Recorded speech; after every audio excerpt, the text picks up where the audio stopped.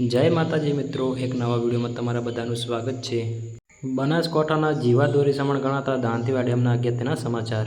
મિત્રો, બનાસકાંઠામાં 2-3 દિવસથી વરસાદી માહોલ જામ્યો તો તેના લીધે બનાસ નદીમાં ફરી નવા નીર આવ્યા છે। રાજસ્થાનમાંથી આવતી બનાસ નદીમાં આજરોજ નવા નીરની આવક થઈ છે। મિત્રો, તમે વિડીયોમાં જોઈ શકો છો કે બનાસ નદીમાં નવા નીર આવ્યા છે। મિત્રો, બનાસકાંઠાના ખેડૂતો માટે ખુશીના સમાચાર છે કે રાજસ્થાનથી આવતી બનાસ નદીમાં નવા નીર આજરોજ આવ્યા છે। મિત્રો, દાંતીવાડા ડેમના ઉપરવાસમાં 2-3 દિવસથી વરસાદી માહોલ જામ્યો હતો। મિત્રો, તમે વિડીયોમાં જોઈ રહ્યા છો તે રાજસ્થાનથી આવતી આપણી બનાસ નદી છે। બનાસ નદીમાં નવા નીર આવ્યા છે।